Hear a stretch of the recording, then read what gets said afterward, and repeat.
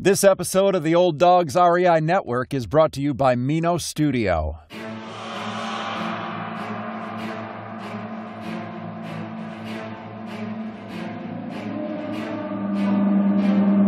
In a world where jobs are how most people make money, one man, one desire, one challenge dares to break the mold.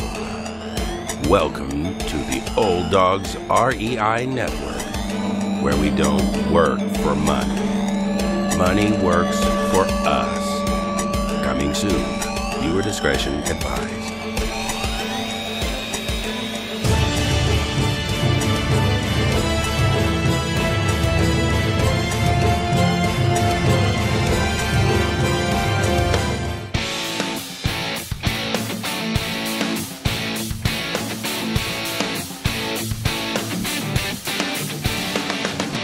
Welcome to the Old Dogs REI Network, where cash flow is king.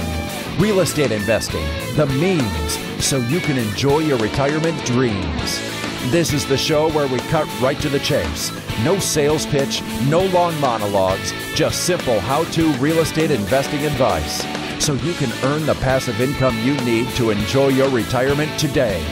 And now, your host and chief old dog, Bill Manacero. Welcome to the Old Dogs REI Network.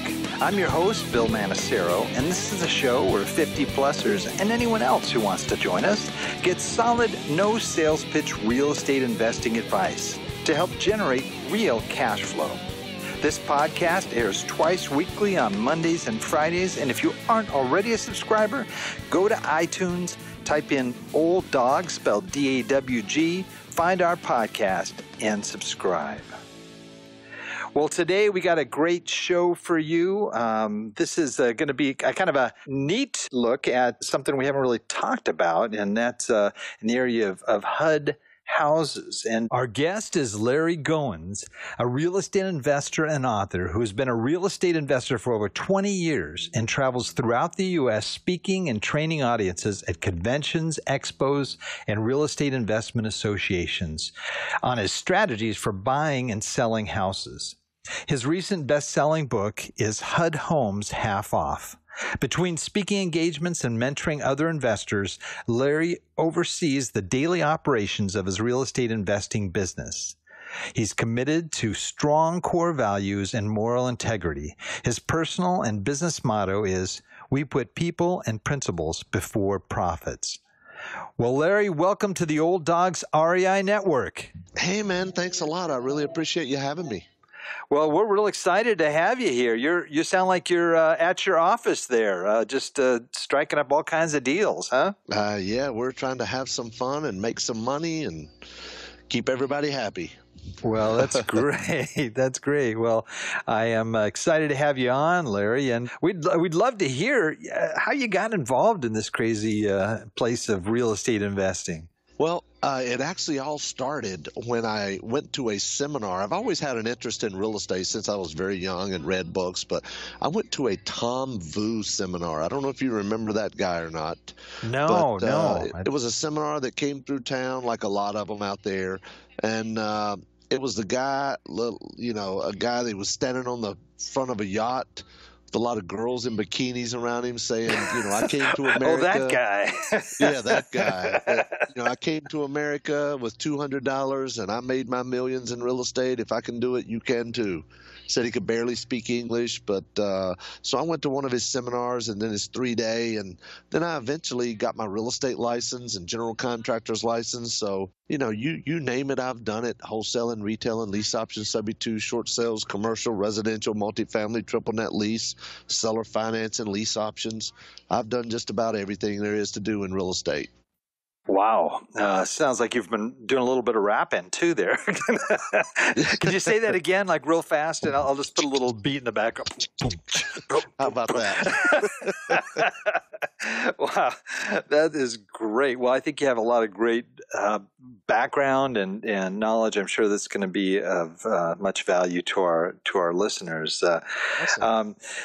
So you got started. Did you have your own money to invest? Did you kind of go in there with no money down? Were you what about the first things that you started purchasing? The first first property? Because of your audience being 50 plus primarily, they'll probably recognize this. My very first deal was an FHA non-qualifying assumable loan. And wow. it was I put up like $500 or something and assumed a loan. And back then, this was before 1978, was the last year they did those loans. And my first deal was in 86, I believe. So I've been doing it 30 plus years, but my first deal, I assumed an FHA non-qualifying assumable loan. All you had to do was sign your name and you could take over the loan. What kind of property was that? It was a single family house, 3-bedroom, 2-bath. I rented it out for a couple of years and then I sold it and did a wraparound mortgage. I got, I can't remember how much it was, like $5,000 to $7,000 down, did a wraparound mortgage and made a spread on the mortgage and on the equity. And then I eventually sold off the note for a profit. Wow. And how did you find the house? I have no idea. This was in 1986, so it couldn't have been Craigslist. Craigslist wasn't around. It couldn't have been Zillow. Zillow wasn't around. It could have been driving for dollars. It could have been, I ran an ad and somebody called me, or maybe I put out some of those bandit signs that say I buy houses. Right.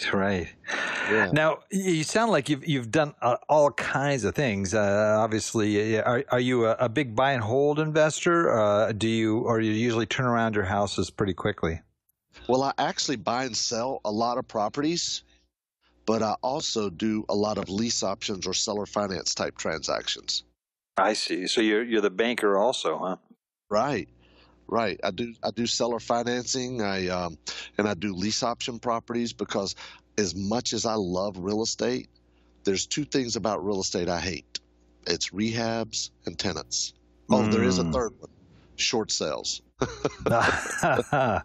And you still have an active license, a broker's license? Well, I have a broker's license, but it's not active, and that's intentional. I do have a license, but I just don't keep up with the CE, and I don't keep the license active, but I do have the license, and I renew it every year just on an inactive basis. Is it an advantage to have the license or a disadvantage as an investor?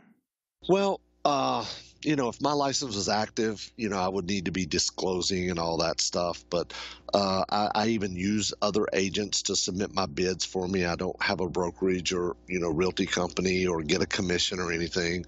I'm just an investor and I work through other agents. So as far as an advantage, some people think that it's good to be able to get a commission or share in the commission when you buy a property through an agent. But quite frankly, when we call them, we say, hey, we want you to keep all the commission. We just want you to help us push the deal through. Gotcha. And now, one of the things I think that's an issue with a lot of our folks is that they've put in their time, they've spent many years working in the workforce, and they really want to be able to enjoy their retirement. So I don't think that they're looking for a full-time job, although some may enjoy, the aspects of getting involved in deals and spending a lot of time doing it. But, right. I think the things that are going to be most appealing to the folks in our audience are going to be those that are a little bit more passive. And, I thought maybe you could address that in terms of, how do you set up your business so that you really, don't have to be working at 8 hours a day or more than that each day? Well, a lot of people actually start with maybe a retirement account. And I'm sure you've had conversations and episodes on your podcast about using self-directed retirement accounts to buy and sell real estate, or to buy and hold real estate, or to buy notes, or be a hard money lender. So there's several different things that you can do as a passive investor. You can buy and hold, just be a landlord. I'm not a big fan of just being a landlord. I hate tenants, as I mentioned.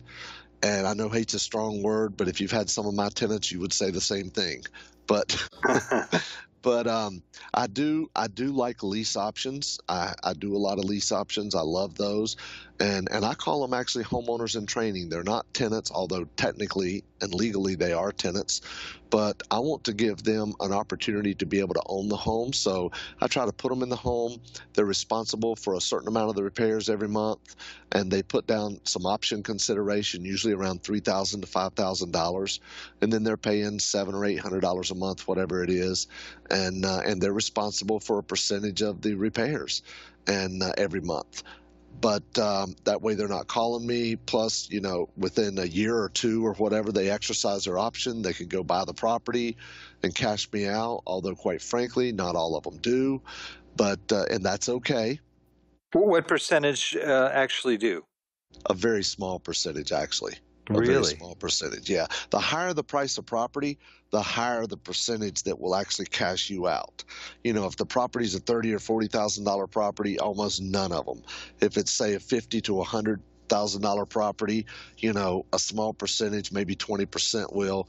If it's over $100,000, maybe 50, 70% might cash you out. And it's just the nature of, it's the type of tenant and type of buyer that would be living in a 30,000, 50,000, 100,000 plus house. And what do you mean cash you out? Why don't you define what that means? Well, if we do a lease option where they're renting the house for, say, $800 a month, and they have an option to buy it for $89,900, and during that 2 years that they're doing the lease option, then they would be able to, at some point, go get a loan and refinance the property, or actually finance the property. And some lenders will count those as a refinance versus a purchase. And then they will just, they'll get a loan, they'll pay me off, pay me my $89,900 minus the option money that they put down, and then they own the home. Okay, so you're saying that the higher the price of the home, the more common it is for them to be able to get the financing to be able to buy that home, right? The more likely it is to happen, absolutely. And then we also do some seller financing where we actually, maybe we sold that house already or we sold the house for $89,900 and we got $5,000 down, and then they make payments to us for, say, 20 years at 9% interest, and then we can keep that note or sell the note or sell a partial on that note and get our money back and go do it again. Okay, so walk me through again. I'm going to take it back to people that don't have the experience with lease options and this type of transaction. So take me through, like, where do you find the property, and then how do you find the right kind of person to lease it from you? Okay, that's a really good question. Actually, a lot of my properties come from HUD. I wrote a book, as you know, called HUD Homes Half Off, and we're still buying properties at 50%, 40%, occasionally even 30% of list price. Really? Wow. Yeah, believe it or not, they're out there. Now, you have to make a lot of offers, and they're not all going to be in large MSAs or metropolitan statistical areas. They might be in a smaller town, a bedroom community from a big city. But they're out there, and you can get them, and the book explains exactly what we do and how we do it. And in fact, I think we're going to give away a copy of that book here before we're finished. But I do buy a lot of HUD homes, and we make a lot of offers on HUD homes. HUD is a daily auction, so we bid on every home in North and South Carolina every day. And we have a virtual assistant that puts in the bids for us. But let's say we pick up a house for, say, $30,000. Maybe it's a 3-bedroom, 2-bath, maybe it's 1,200 square feet or something like that. And maybe it needs paint, a little bit of freshening up, maybe some landscaping or something. It's not going to be a dog with fleas. It's not going to be a blower-upper. It might be a little fixer-upper, need a little cosmetic, TLC as an agent would call it. Then what we'll do is we'll put that property right back on the market at, say, $69,900 or $79,900. Now, guys, don't think that, I picked it up for $30 and it's worth $30, and now I'm selling it for twice what it's worth. No, I've negotiated and made a lot of offers to get one property at a deep, deep discount, and then I pass that savings along to the buyer. If I'm selling it for, say, $79,900, my comps are going to be probably $80,000 to $90,000. I don't want to overprice. A lot of people who do lease options or seller financing, they'll price the property over and above what it's actually worth. I don't do that. I want my buyer to have, at least a little bit of equity, or at least not be at the very top of the market when they purchase it, even though I am offering owner financing. Oh, that's nice. Yeah, that makes it a lot easier, I would imagine, for them going into it, especially if, they want to try to fix it up and really do something nice with the house too. Right. And most of them do, because I'm not going to fix up the house. Remember, I said at the beginning, I hate rehabs. So I'm going to sell the property to them as is. So I want to make sure that I'm bidding on properties that are livable, okay, and that, might need some TLC, a little cosmetic work. But I'm helping them become a homeowner, because more than likely they can't go get a loan on their own at a bank. And give me a typical deal that, okay, so you let's say you put out an ad saying, lease to buy, or I'm not sure how you draw the buyer in, but right. And that person responds. What's a typical deal? Let's say on a $100,000 home that you would set up. Right. Like the down payment, the monthly? Yeah, I try to get as close to 10% down as I can. If I'm selling the house for $99,900, I'm going to ask for $10,000 down. And, sometimes I'll get it, sometimes not. They'll be a little close. But we also have a mortgage loan officer to originate all those transactions to comply with Dodd-Frank. Because if you do more than 3 in a year, you have to comply with Dodd-Frank, which means even though you're seller financing it and you're the bank, through the Obama administration, they created Dodd-Frank and the CFPB, Consumer Finance Protection Bureau.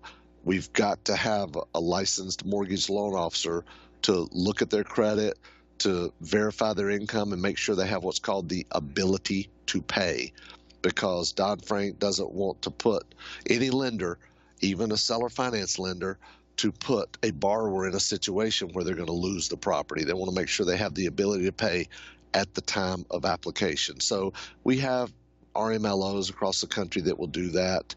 And so we get them to, basically approve our buyer, not on credit, just on the ability to pay. And then we can move forward and we'll sell that property on a land contract, or sometimes we just do a lease option. I prefer to do a lease option when the property is livable and fit and safe. So what are the terms on that? So they put $10,000 down, let's say, on a $100,000 home. Right. How long do they make lease payments, or are they applied 100% to the purchase price? Well, if it's a lease option, I will apply the $10,000 toward the purchase price if they close. You have to also be careful when you're doing a lease option, because if you're ever challenged, you don't want a judge to say, well, this really was seller financing and you need to have a mortgage loan officer originate this loan, and it really wasn't a loan. So that's why I limit the amount of repairs that they have to do, and I also don't give them any rent credit, because you don't want a judge to come back and say they have what's called equitable interest. And that wouldn't be a good thing. So I've just been doing this long enough and I know enough attorneys, tax attorneys, and people in the industry that, if you give them rent credit, a judge, if you were ever challenged, a judge could say it's a seller finance transaction. If you also apply the money toward the down payment or purchase price, I always apply it toward the closing cost. And then I verbally tell them, if there's any left over, we'll apply that toward your down payment. Then we also, if we make them responsible for repairs, which we always do, we put a limit on it, like maybe $200 a month in repairs that they're responsible for. Gotcha. And what would be a typical monthly payment or lease payment on that? Sure. On a lease option, they might be paying maybe $850 a month, but then I would be responsible for taxes and insurance. On a seller finance transaction, let's say we sold the house for $99,900, we've got $10,000 down, so we financed $89,900.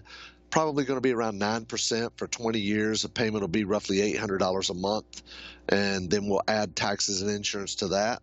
and their payment might be $950 a month, but that'll be handled through a servicer. We hire a third-party servicer that's going to collect the payments, send out late notices if any. They'll send out the 1098s at the end of the year, show the interest they've paid, and all that good stuff. So that way we don't have to deal with it. Okay, so for the seller financing, of course, that money immediately starts getting applied to the purchase price. But it's a fully amortized loan, so a small Right. portion will be principal and the rest will be interest. And so what's the difference with the lease option? With the lease option, it's basically rent unless, if, and when they close and purchase it. They could, and is that amount is not really applied to the purchase price? Correct. That is just strictly rent. And then when they purchase it from you, and then how long a term is a typical lease option? Is it? I usually do 12 to 24 months, and I let them choose. Okay. So is this somebody whose credit maybe isn't that great, or is it somebody who maybe they want that 12 months to 2 years to get their credit in order to be able to finance it? Exactly. I mean, if they could go get a loan at a bank, they wouldn't be responding to an ad like we put out that would say owner financing, why rent when you can own, no bank qualifying, your down payment is your credit. Those are some of the kind of keywords that we would use. I mean, naturally, we're attracting the person that can't get a bank loan and their credit might be dinged, but we're still not going to sell or lease to a person whose credit is absolutely horrible. We still want to make sure. Here's what I like to see. When I'm either selling a house with owner financing or doing a lease option, there's two main things I want to get a good pay history on. Do they pay for their housing well, and do they pay for their car well? Because they got to get to work and they got to have a place to live. Right. Good point. And with the seller financing, I mean that one right away, they own the property. It's a done deal. But with a lease option, do you have certain landlord responsibilities? You actually do, and that's the reason I mentioned that I prefer to do a lease option if the property is what's called fit and safe. Because as a landlord, even if I say you're responsible for the repairs up to X amount, I want to make sure that I'm providing them with a fit and safe home. In other words, I wouldn't do a lease option on a property where maybe there was plumbing problems or wiring problems or it needed an HVAC replaced or anything like that. Actually, I don't sell or finance a house that would need a HVAC replaced because they're not going to have the money to fix that anyway. But, I have sold houses where maybe there was a couple outlets that didn't work or something, but they're buying the property as is, and I'm owner financing it for them. And they're gonna fix those things before they ever move in. But on a lease option, it must be fit and safe. So if a building inspector came out and looked at it as a landlord-tenant relationship, then it would pass. Okay, gotcha. But if they have a clogged toilet or something, I mean, are you still responsible to come out and take care of that? No. As I mentioned, we put in our agreement that they're responsible for all the repairs up to X, usually per month, usually $200 to $300 per month. Okay, so not just paying for it, but actually scheduling a plumber to come in and do the work, right? Or whatever, they do it themselves. Okay, yes, or have it done. Gotcha. Now, just how passive would this be? I mean, I could see the seller financing thing. It sounds almost a little bit more attractive because basically all you have to do is sell the house, and once you sell it, you become the banker, right. And you've just got that regular income coming in. You don't have to do anything with the house anymore. Right. You're done with it, and unless they don't pay, and then you've got that issue sure to deal with. But which of these would you say is the more passive approach? Well, probably the more passive would be being a private lender to someone like me, an investor. Even though I've been doing this for many, many years and we use our own money, but we're always growing. We're always adding new people to our team. So, and we have most of our money out on the streets, and we also do hard money lending. So, so there comes an opportunity, let's say next week I get a house under contract for $30,000.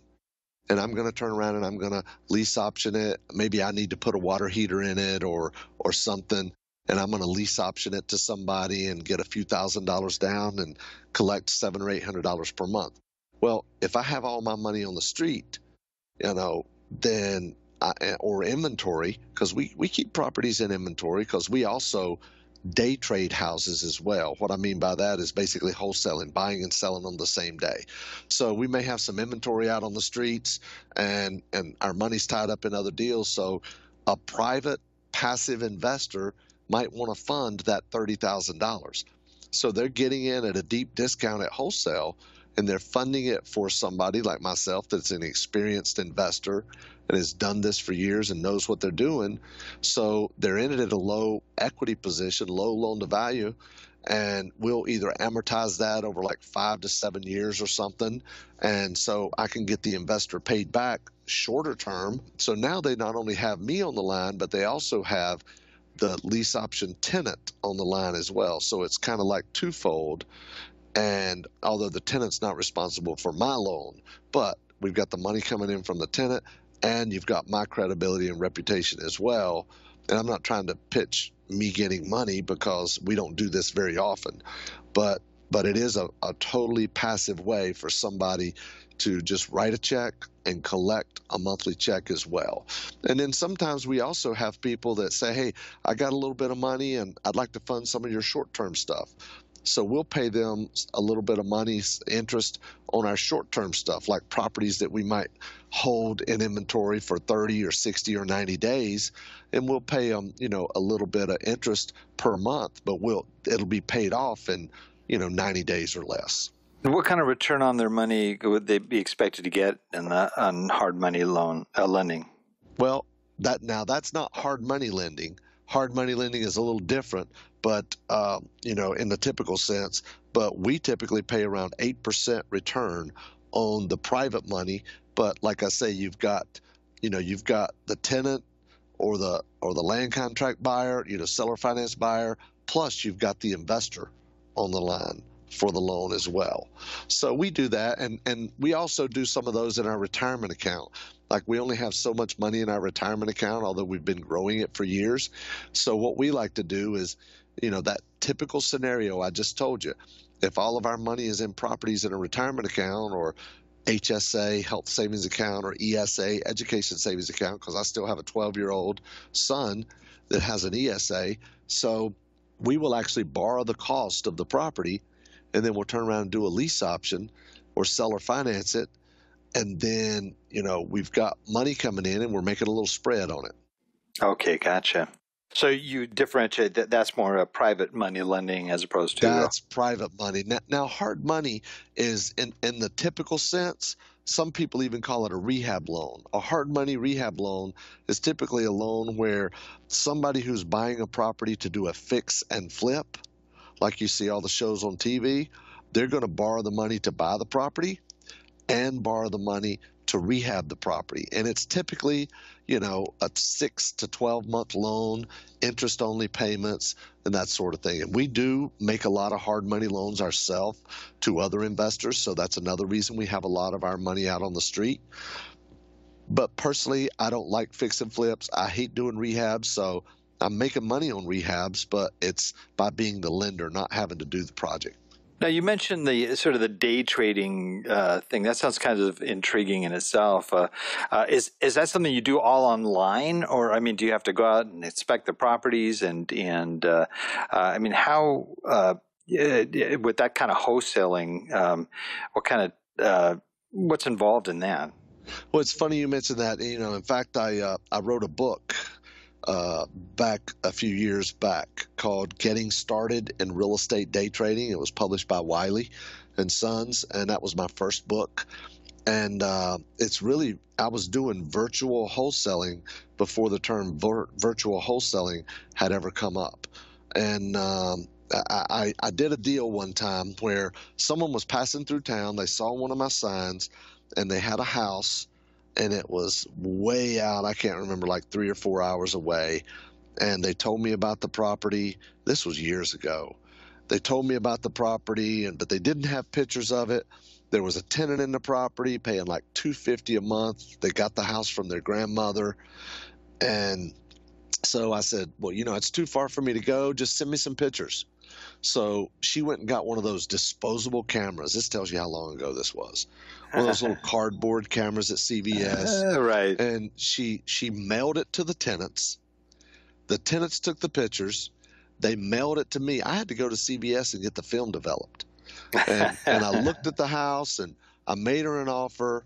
I think she was asking $15,000 or something, or maybe it was $12,000 she was asking for it.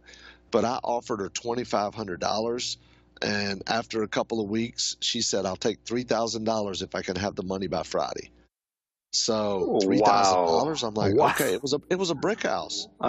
So I actually contacted a closing attorney close to where the house was, wired the money, told her to go by and sign all the paperwork, and she could collect her money.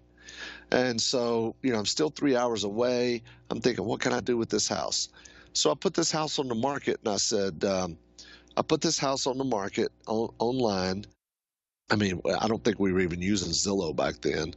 But I also sent out a few emails to realtors. I said, I have this house, brick house, it's rented out for $250 a month. I'll take $15,000 and I'll pay a $3,000 real estate commission. Now, $3,000 on a $15,000 house, that's a 20% commission. Realtors don't get 20% commission, right? Crazy. So I had a few agents that emailed me back and said, hey, I can list this for you. I can list this for you. One agent emailed me back and said, hey, for $12,000, I'll just buy it myself. So I told him the name of the attorney that closed it.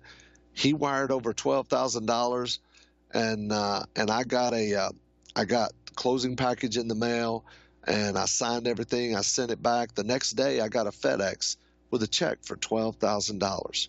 And I'm thinking, wait a minute. I just bought this house, never met Rochelle, who's the lady that sold it to me. I collected the rent for a couple of months, never met the tenants, never even talked to them. I sold this house to an agent that I never even talked to on the phone, and did it with a closing attorney that I never even talked to. I did all my business by phone, fax back then, FedEx, email, and internet. I'm like, I got to figure out how to do this again. So that's when I started doing a lot of research and finding out how to automate my business, how to do stuff virtually. And I came up with what's called the real estate day trading system. And that's kind of what we're doing today. We do a lot of day trading where we buy and sell houses the same day. We get them under contract. We do our due diligence. We market the property. We find a buyer. And then on the day we're supposed to buy it, for example, we might buy it at 10 o'clock and sell it at 10:30. That's crazy. Wow. Pretty wild, huh? That really, that's fascinating. Wow. Well, with all the experience you've had, and I'm sure and it sounds like you've just done almost everything in real estate investing. What would you say is sort of your biggest mistake that you really learned the most from, and maybe something you could share with others that hopefully wouldn't repeat the same mistake? I think probably the biggest mistake would be trying to go it alone. Real estate is a team sport. You need closing agent, whether it's an attorney or a title company. You need a good agent, and you need money. There's really two things also in addition to that you must have is you need deal flow and you need capital. So you got to have a way to find deals, and you got to have a way to fund the deals until you start making enough money to do it on your own. And then you got to market the properties to sell them. So yeah, it is a team sport. So I would tell people, don't try to go it alone, and get as much education as you can, because when I was starting, there were no mentors and coaches and real estate investors groups and things like that to help. All I did was read as much as I could. There wasn't even YouTube when I got started. I just tell people to get as much information and education and just soak it all up. But the most important thing is probably don't get caught up in paralysis of analysis. You got to eventually take action. Yeah, that's a great point. Yeah, I'm a big believer in getting a strong mentor to help you through that, through the process. It'll just save you a lot of heartache, but also save you a lot of money too. Right. It's really key. Conversely, what would you say was your biggest success, in your real estate career? My biggest success in my real estate career, I would think it would be building my team. I mean, yeah, I could tell you about a house that I wholesaled in Pensacola, Florida I bought it for $700 and I sold it for $775 and I only had $500 put up. I bought a $1.8 million house one time that had fire damage for $300 and sold it for $350, and that's just wholesaling deals. I've owned Shoney's restaurants, I've owned Dollar General stores, commercial, triple net lease, mobile home parks, and all that stuff. But I think it's, really just building my team and automating and systematizing my business as much as possible. Great. Yeah, the automation and setting up systems sounds to me like just a great advantage that you've worked through, obviously, having done it over and over again. Absolutely. Well, with our audience, again, keeping in mind, there are folks that are 50 plus, some are approaching retirement, some are already in retirement, and looking at their situation in particular and knowing what the scope of different types of real estate investing that you've done, what would you think would be the best entry for them into real estate investing? Okay, well, that's going to be determined based on, do you want to be an active investor or do you want to be a passive investor? Because there are two kinds of real estate. Real estate is a business and real estate is an investment, okay? And even real estate as an investment can be active, like if you want to be an active landlord. There's some people out here that are selling turnkey properties. That's why I like to call my people homeowners in training, because it's more learn-key than turnkey, because you make more money, but you still have a little bit of involvement in the management of the property, not much, but a little bit, but you're actually going to make more money. If you want to be totally passive, then just be a private money lender to an investor, somebody who knows what they're doing and they're already doing deals and they have deal flow. And, that way they can keep your capital deployed so you can make a decent return on your money. If you want to be an active investor, learn how to day trade, learn how to buy and sell houses, wholesale, or do fix and flips. Do you want to be active or passive? And do you want to have real estate as a business or as an investment? Great advice. We didn't talk a lot about it, but I want to at least touch on it before we get off the phone, especially since the fact that this is an area that you've got some expertise. But talking about HUD homes, and what sort of single most important thing you would say a person would need to know before they start buying HUD homes to be successful? Wow, single most important thing. Wow, that's going to be tough because there's so many nuances about HUD. I mean, I love HUD because it's the simplest, easiest way I've seen to get deals. All of the bids are done online. HUD is a daily auction. You can bid on every house every day in whatever state or city or county or wherever that you are.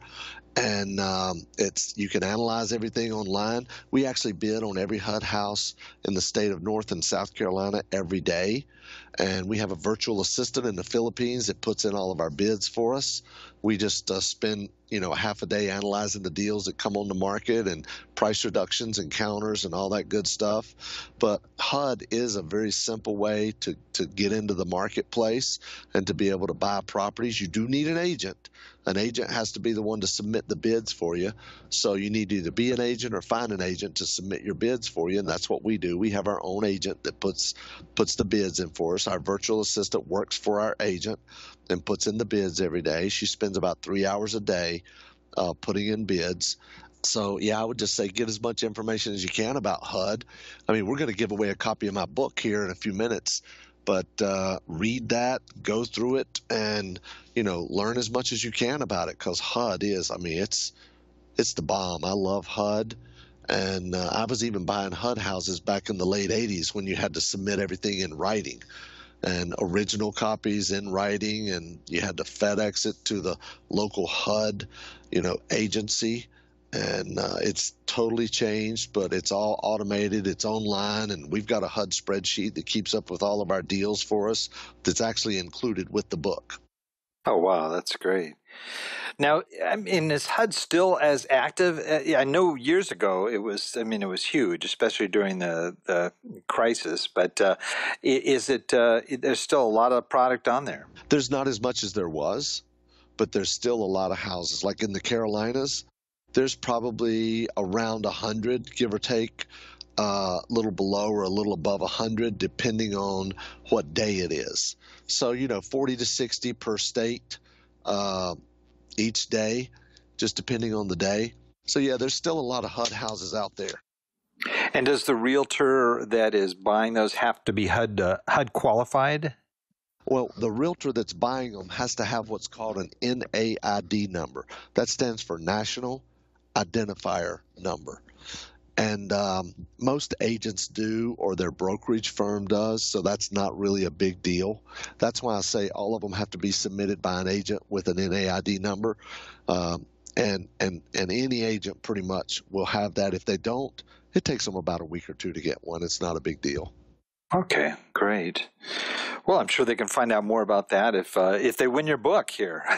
Yeah, well, we're going to give away a copy to everybody. Oh, that's great! Wow, I love it. I love it. What about your business? Now, I've seen, actually, I saw a video. You took somebody, I don't know, it was a YouTube video where you walked through your offices and kind of introduced each person in their cubicle and stuff, and it was great. It looked like a regular family you got there. But what do you see your business going? And are you happy where it is right today? Do you have plans to go in different places and do different things, or where do you see it in the next 10 to 20 years? Well, that's a really good question. We actually have several businesses. We have the real estate side, the side that's wholesaling or day trading. Then we have the side that's building up the lease option portfolio. And then we have the education side, and where we teach and we coach and mentor people and have events and home study courses and write books. And one of the things I'm most proud of is our radio show. We're on WBT Radio in Charlotte, North Carolina, Saturdays at 4. And it's also on iHeartRadio and iTunes. But it's called Brag Radio. And Brag stands for Investing in Real Estate to Be Rich and Generous. And that's what Brag is about, being rich and generous. And we want to educate people to go out and make money so they can get money out of the way and help others less fortunate. Wow, I love that. I love that whole aspect. That's fantastic, Larry. Neat.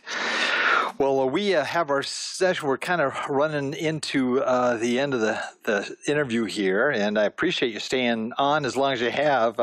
Great information. We have what we call our Wrap It Up session here. We'll ask you a whole series of questions. You can provide resources that people can look into and find out more about. Then we'll end up wrapping up the show after this. So are you ready to wrap it up, Larry? Absolutely, absolutely. Whenever you're ready. All right. Well, just as a little qualifier, when I ask about the books, it has to be a book that's not your own or a website that's not your own. So we will start with our first, and that is favorite real estate book. Loopholes of Real Estate, Garrett Sutton. Garrett Sutton. He was a guest on our show. Great. Awesome. Favorite business book? Business book is 10X Rule, Grant Cardone. Heard a lot about that. That's great. How about most valuable website for success? Wow, that's tough. I would say mine, but I can't do that.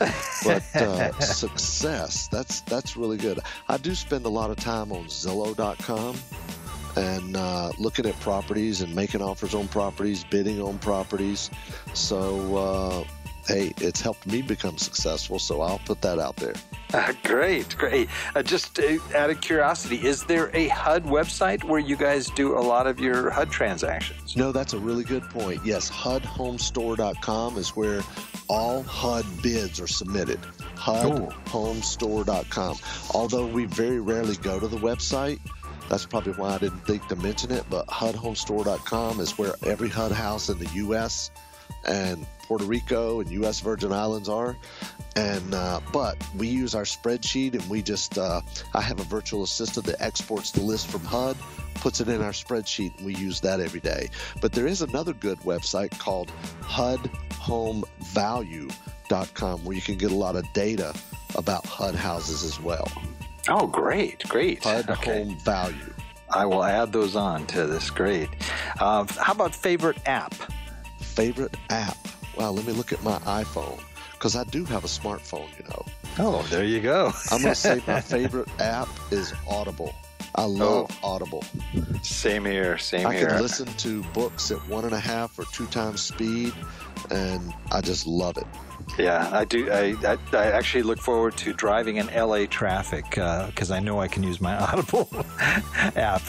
Really, and in LA, I'm sure you get a lot of time to I use can do it. a book a day. No. Yeah, I read about 1 book or 1, sometimes 2 a week. Yeah, that's great. I love it. Wow. Your favorite quote? My favorite quote: people and principles before profits. When you do that, everyone profits. I wish I could say I wrote it. I did not write it. I first heard it from Truett Cathy. I'm not sure if you're familiar with him, but he is the founder of Chick-fil-A. Sure. Which is the only fast food restaurant closed on Sunday, so that should tell you something. I love it. And here's the big one here. Okay, it's a scenario. If you lost absolutely everything you had, I mean just everything, and all you've got is $1,000 cash, how would you use that $1,000 to rebuild your real estate and other businesses? Well, first of all, I wouldn't need the $1,000 because I know how to do deals with no money. So I would keep the $1,000 and start adding to it for every deal I did, and I would just start making bids on HUD houses, and I would just run with it. I love it. Love it. Well, you mentioned that you were going to be giving away a book here, and I thought maybe you could tell our listeners how they can get this free book from you. Sure. We've got a special link that we put together, and that link, if you guys want to write it down, is freehud, HUD, book.com/old dog, OLDDAWG,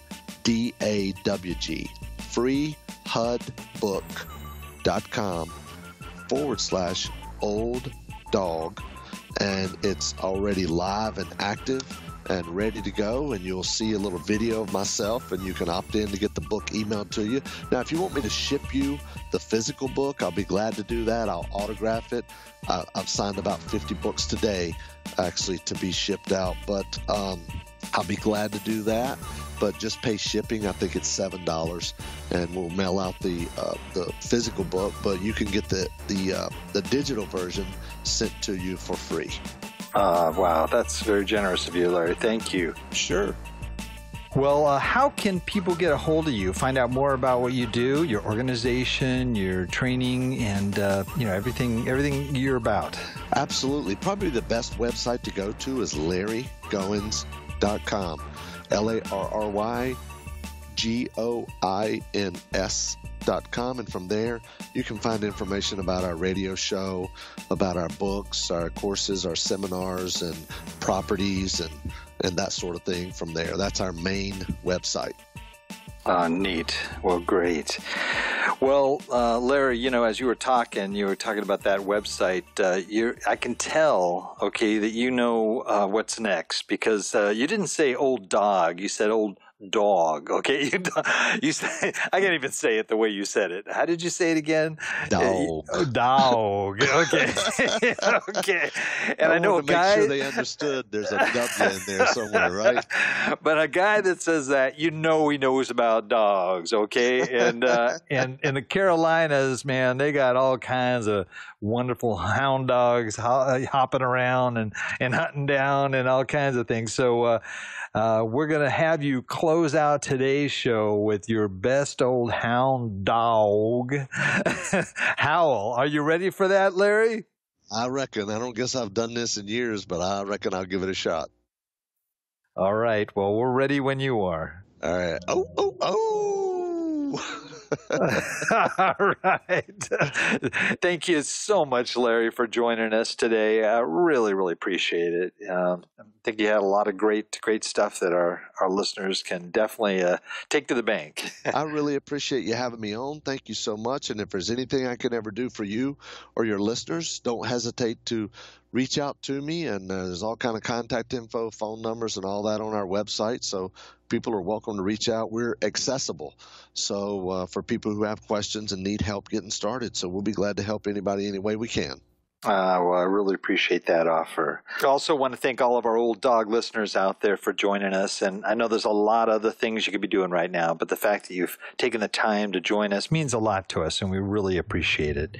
And please note, Old Dog listeners, everything presented here, including the links, and we've had a lot of links and recommendations that Larry's given us here, it can all be accessed in our detailed show notes on the Old Dogs REINetwork.com/blog, website. So you just have to go to olddogsREINetwork.com/blog and look up episode with Larry Goins. So we appreciate that again, and we thank you for listening.